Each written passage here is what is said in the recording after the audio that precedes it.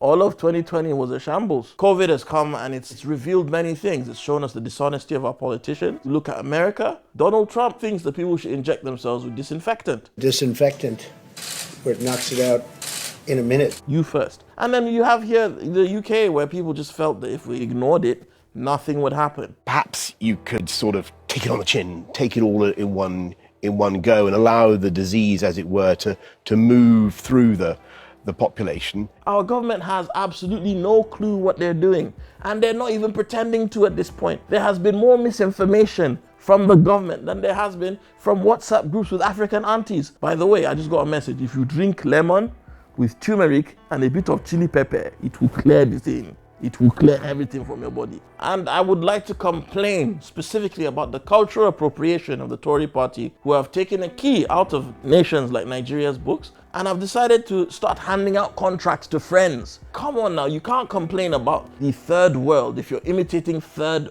world behavior, because you're going to end up with third world results. UNICEF is already now having to provide food to us here in Great Britain. At any point in the future, Ethiopians will be flying over us with planes and dropping food down as well. Boris Johnson has proven to us that if you don't have any talent, you can still make it to the top. The guy who spread COVID openly. I was at a hospital the other night where I think there were actually a few coronavirus patients, and I shook hands with everybody, you'll be pleased to know. How do you expect us to follow rules if you and your mandem don't follow them? Do you regret taking a half-hour journey to Barnard Castle? I think it was a reasonable thing to do. I had been extremely ill. My vision had been a bit weird. We were all going to go back. My wife said we should drive down the road and you should see if you can actually drive and see if your vision is weird or if you're okay. At least if it was a Nigerian politician, he would have thought of a good lie. He would have said, it's the devil. The devil possessed me to drive this car. It was the devil. My man said he was going to get an eye test. Would you go on a 60-mile round trip to test your eyesight? I have, on occasions in the past, driven with my wife in order to make sure that, what's the right way of putting it? I'm staggered. I don't know how you're going to get out of this one, but it's going to be fun. No. Michael Gove, I think he's a hero because he was trying to cover for his brethren. He couldn't come up with a lie, but he was just trying. That's like when you're out and your wife asks your man, like your best friend, where you were. And he knows where you really were, but he's like, oh no, actually, what it was is that me and him were on our way to go make sleeping bags for homeless mice. And then we were attacked by Mexican ninjas and, and then starts laughing. He starts laughing towards the middle of the lie, but he firms it and he continues with the lie.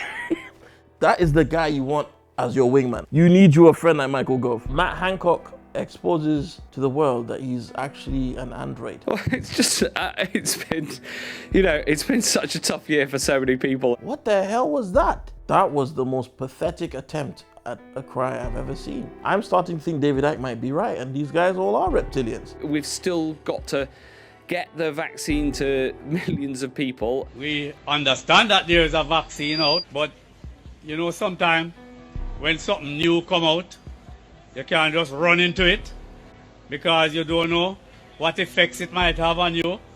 So we want the big countries, them like America and Canada and England, go ahead and take the vaccine and let us see how it works. I love that. Vaccinate to no post. But he has a point. I mean, Jamaica is only a tiny island. If something goes wrong, all of them could die. Right? Could you imagine the world without reggae? Nah, man, we need to protect Jamaica at all costs. I don't care. I mean, I took the vaccination and I'm fine. I took the vaccination.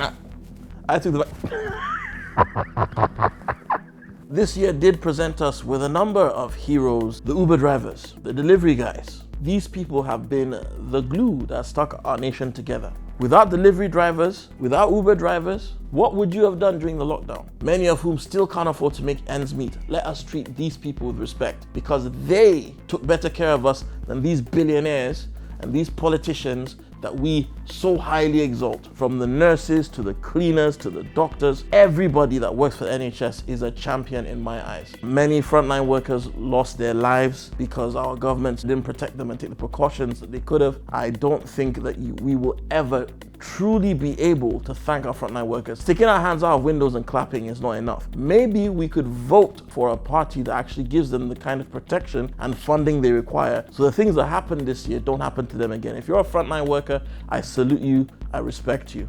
Thank you. So next up, we have the death of George Floyd. His death was the final straw that led to the huge outcry worldwide. It wasn't just about him. It was about anti-blackness as a global problem. I want people to understand the reason black people around the world united to this cause is this. If it wasn't for racism, most black people around the world would have nothing in common. The biggest cultural factor that unites us all is how shitty people who aren't black treat us. And Black Lives Matter is a statement. If that offends you, you need to ask yourself why. I've always found it funny how people always complain about these demonstrations and they say, oh, you should find a more peaceful way to demonstrate. There is nothing more peaceful than protesting by taking a knee. There is nothing more peaceful than protesting by dancing. There is nothing more peaceful than protesting by telling jokes. Diversity, Alicia Dixon, me, we got hit with death threats, we got hit with abuse online. People complaining that the show was too political. This is a show where the previous winner was an ex-soldier. What is it about the black struggle that irks people so much? Why are you so scared of black people not being brutalized? If your natural inclination is to try and make someone else's struggle less important, there's something wrong with you. Shout out to Carl Rittenhouse, who has proven the existence of white privilege. This kid traveled across state lines with a semi-automatic weapon, gunned down 2 unarmed protesters, then tried to surrender himself to police while visibly carrying this firearm, and they wouldn't even accept his surrender. And let's not forget the police kindly handing over water and thanking them for their participation. We gotta save a couple, but we'll give you a couple. We appreciate you guys, we really do. Only a white man can do something like that and be treated that way. In the same country, try being a black man selling cigarettes. Try being a black kid with Skittles. Try being a black woman sleeping in her house. And you still wonder why we have to tell you that Black Lives Matter.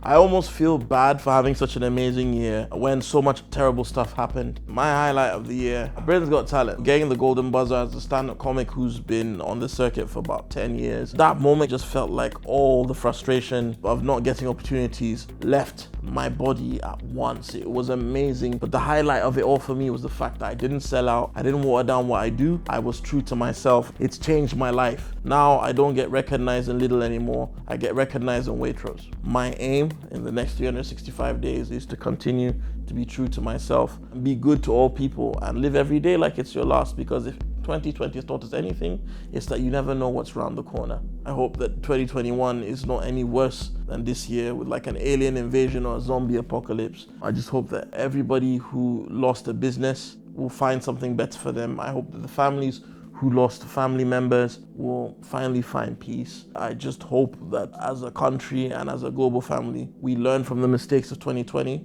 and from the lessons, and we come back all better and stronger. Alright guys, as you know, Double Down News is not owned by any oligarchs. Wherever you can, please donate generously. It's very important that we have independent press. We have press that is not affected by tycoons. You have the power to keep this going. They do not exist without your help. Join the future of journalism. Join Double Down News on Patreon.